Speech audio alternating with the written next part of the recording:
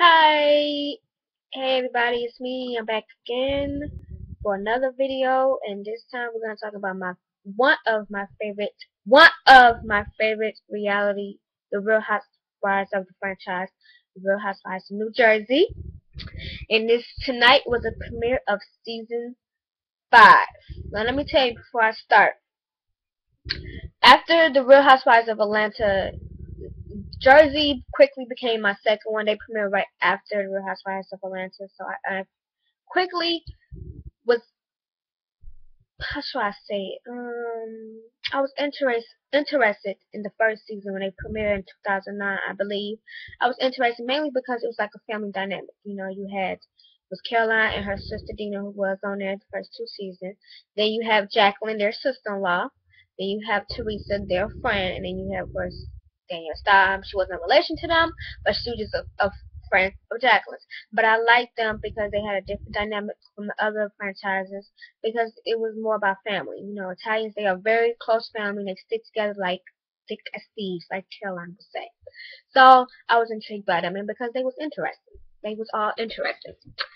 So first 2 seasons of New Jersey was very. It was good. It was really good. You know, they was drama between Danielle and the other girls. You know, people was, yeah, she did some crazy stuff. Good thing she left in season 2. After season 2, then season 3 comes, and then we get to meet Teresa's side, and that is her sister-in-law Melissa, who's married to her brother Joe. Then we have Teresa's cousin, her first cousin, Kathy.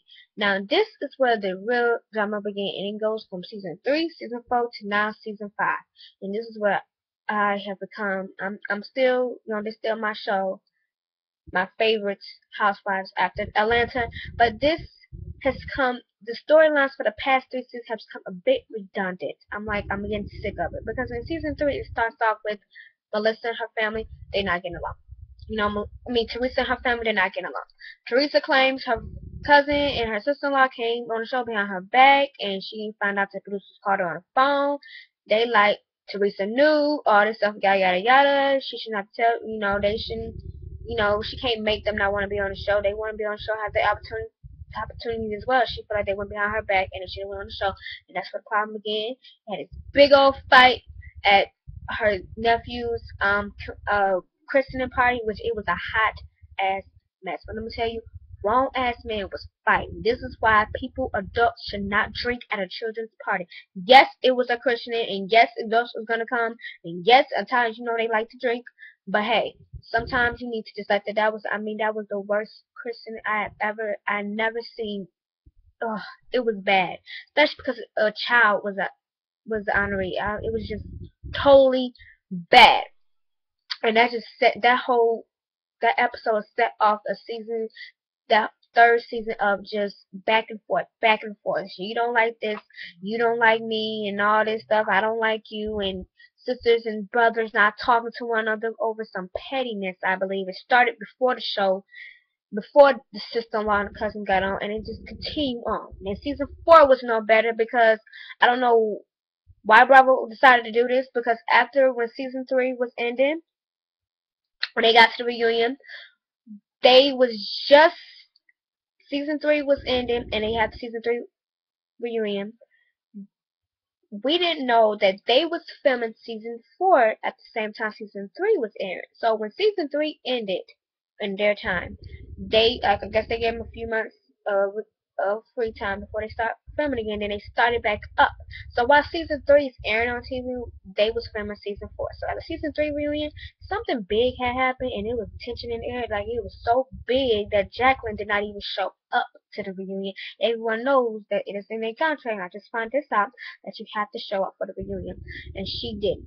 And we found out the reason why, because that's something to do the day before that happened. That was it was a finale for season 4. Something big happened at a posh fashion show that Teresa, of course, was the center of it.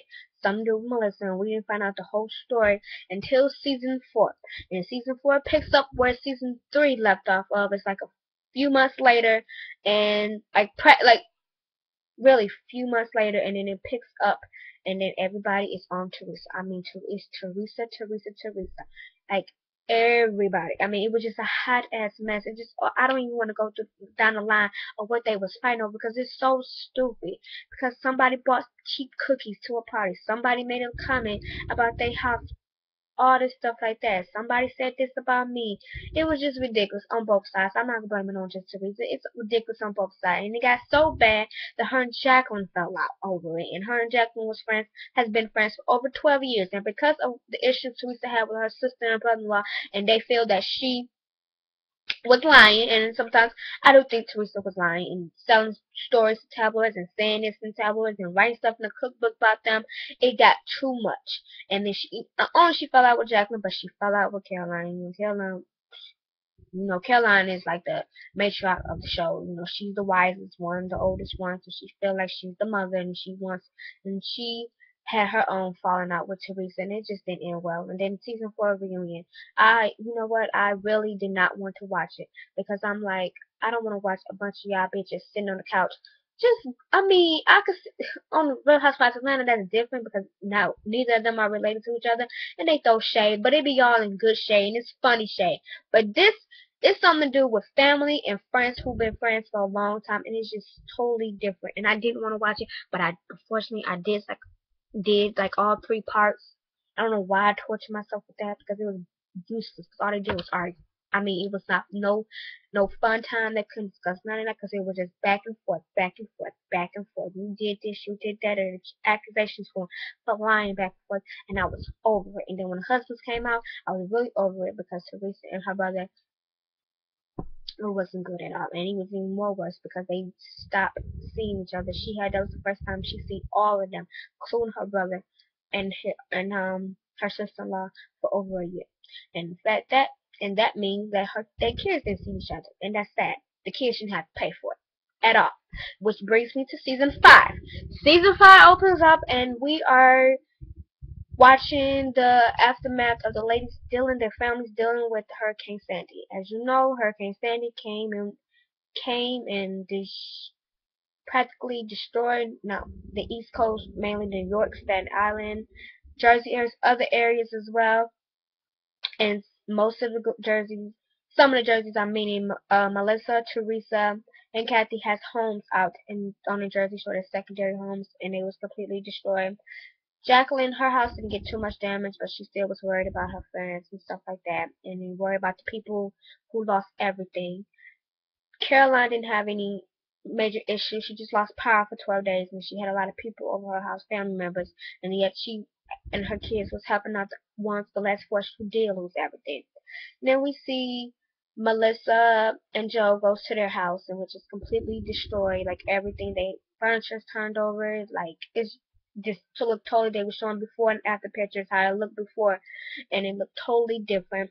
We see Kathy and her husband driving around their neighborhood, and looks terrible. Then we see Teresa and her husband, Juicy Joe, who is at their house, and Juicy Joe is telling her how much the water was in the house, and that if she was there, she wouldn't have made it because she can't swim and she would have drowned. She was like, yeah, I would have drowned. So they began talking, and then he asked her,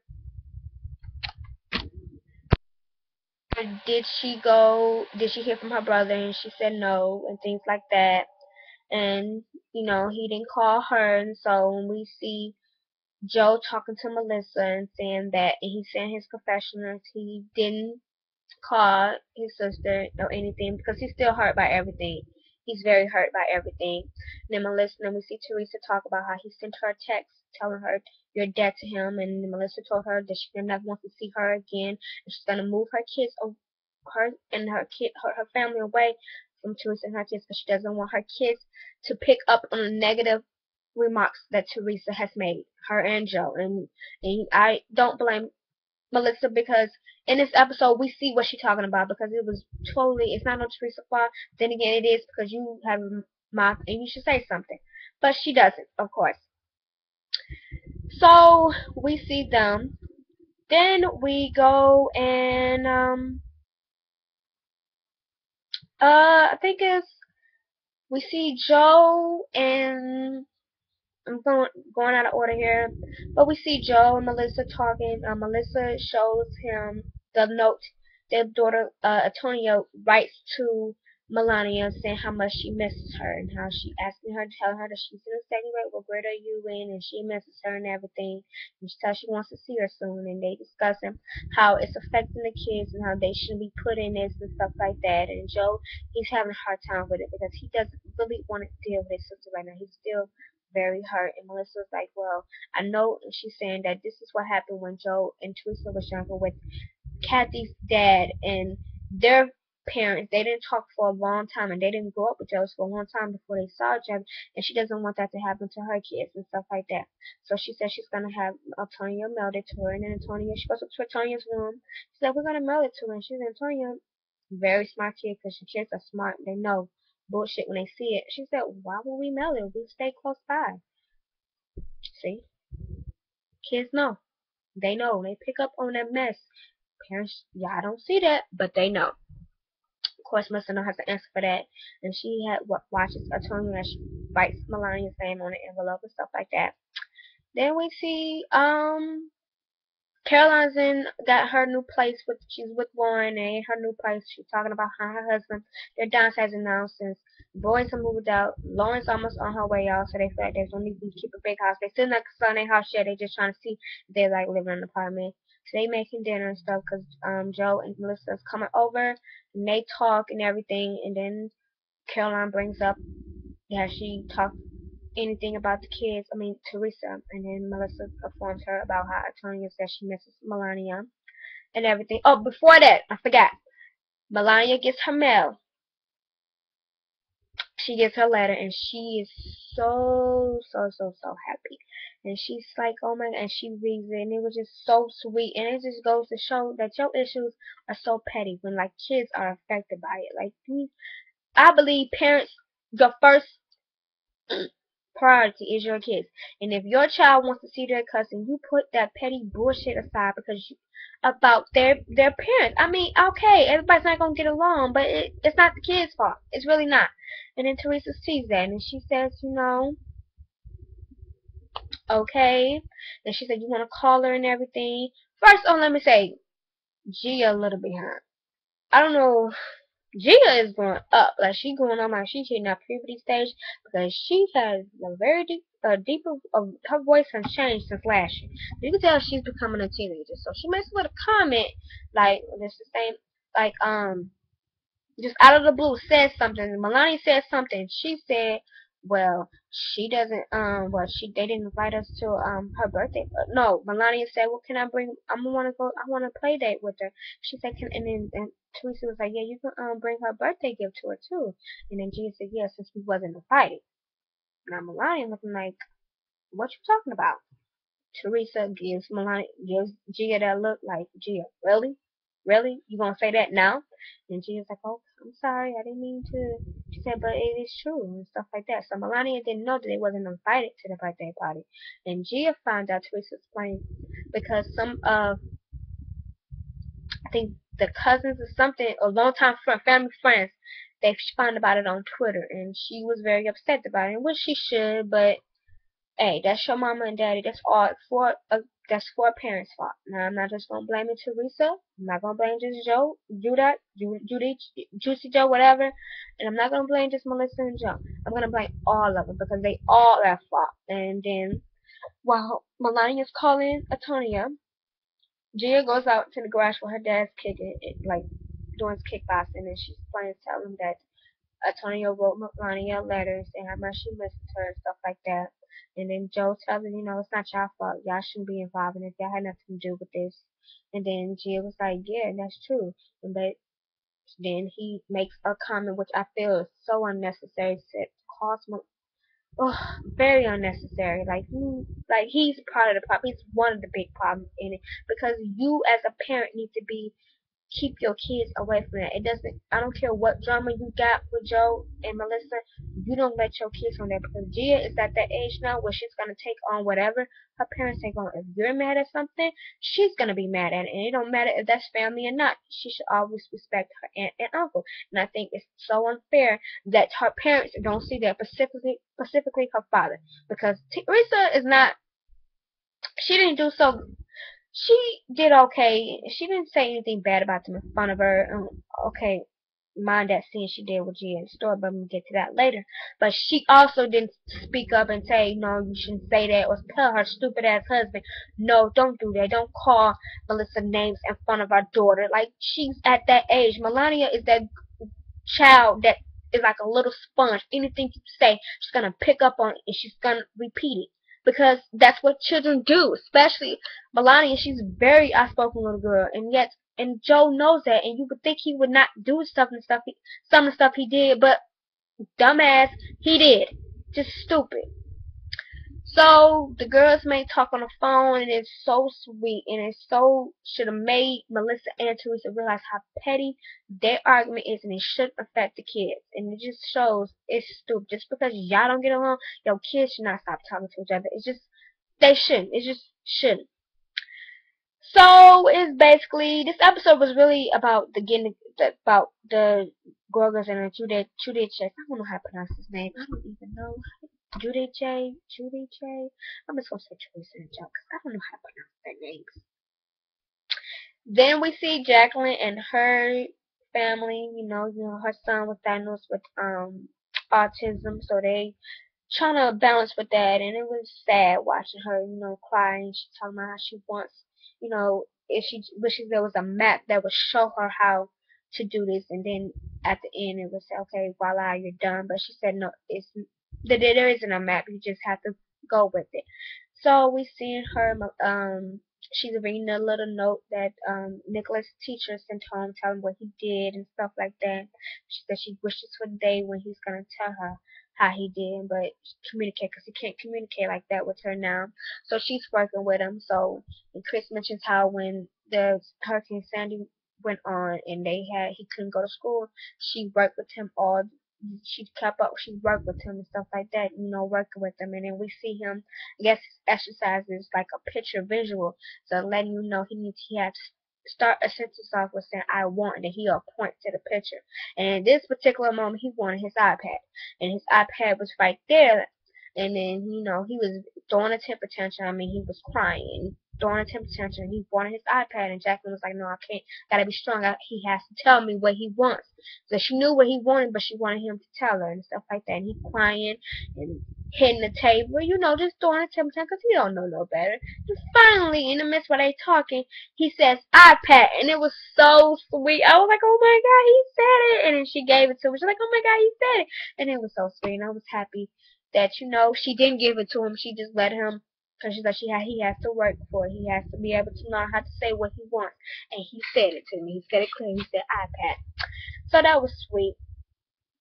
So basically, this whole episode was about getting the girls together and stuff like that.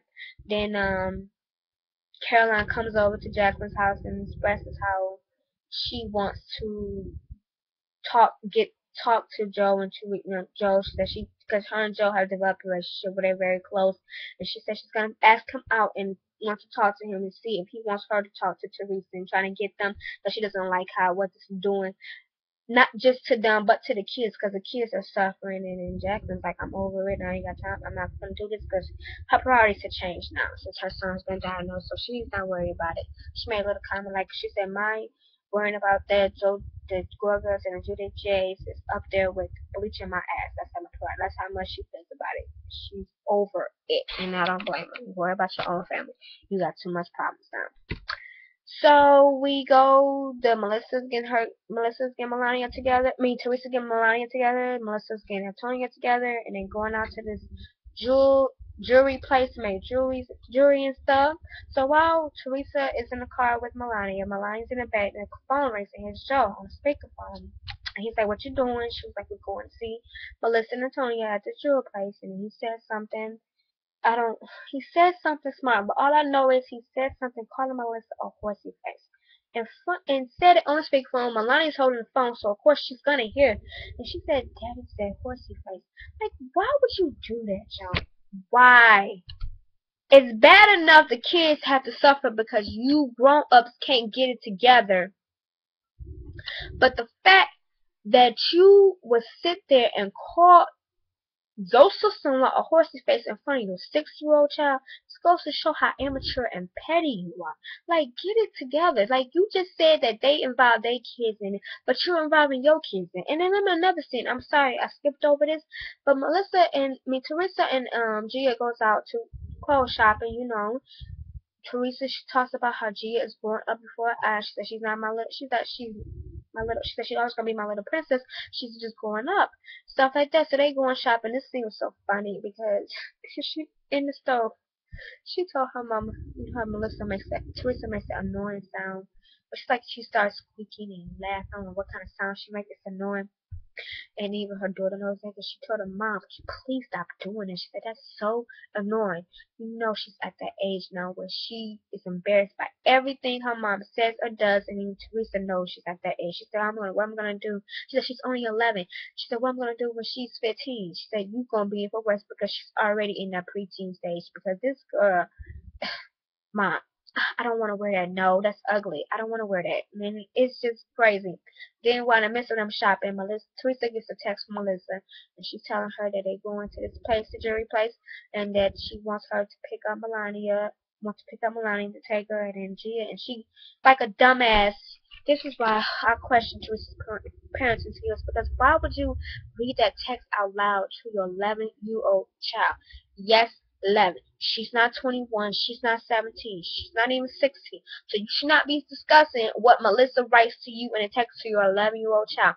Tell her what Melissa says, and you already know how Gia already has an opinion about what's going on. She really shouldn't because she's still a child. She should be a child, but she does have an opinion. And of course, a dumbass mama don't make it no better when she reads the text out loud and then she asks her 11-year-old daughter for an advice. Why would you do that? She's 11. She needs to learn. Just stay and worry about 11-year-old things, okay? That's not family drama, okay? Like, why would you do that? Just stupid. Then her dumbass lets Gia text him up. Then she could let Gia convince her to let me text something to her. I mean, granted, it was like sound like it's coming from a grown up, but you shouldn't do that. Like, why would you do that, Teresa? Like, come on now. Let's see what type of relationship y'all gonna have. She's gonna be running you. She's really gonna be running you, and it's gonna be sad, and you're gonna regret letting her run you because you just setting the stage up. You setting it up right now. So when she grows up and beat us when she's really 16, oh, it's gonna be worse. But I ain't even gonna feel sorry for you. It's gonna be sad. So back to why they in the car and they go to the jewelry place, and then Teresa and Melania gets there first, so they sitting there waiting, and here comes Antonia and Melissa, and it's so sweet. The girls hug each other, like, oh my god, very sweet. They were so real, just cousins and missing each other, and it's sad that they haven't seen each other in a long time. Then Melissa and Teresa fake hug and kiss. I don't know. That was really a fake hug and kiss, but hey, they're in a good place now, so they say. But then they wasn't. So they sit down and the girls started doing a little juror stuff, and Melissa was being very annoying on this one. I agree with Teresa on this one. The girls making their own stuff, and she's telling them, no, you should do this, no, you should do that. And then Teresa looking at her like, bitch, let them play. That's how I was looking, like, shut up. And then Teresa even says, let them be kids. Like, and then she tells her, she said, let them do whatever they want to. Let them be themselves. It's them. And then Melissa finally backs off because it was ridiculous. Let them do what they want to do. They want to make their jewelry this way. Let them. They kids. Let them. This is for them, not for you. So they have a little awkward conversation. Teresa asks about the boys and her brother, and she said, yeah, they're doing fine. Okay. Then Teresa points out, she says that, I heard that she said, when is Antonia's communion? She tells her May 8th. And she said, oh, that's Gabriella's communion. And she says, we're having a party the same day. And Melissa's like, we're having a party too.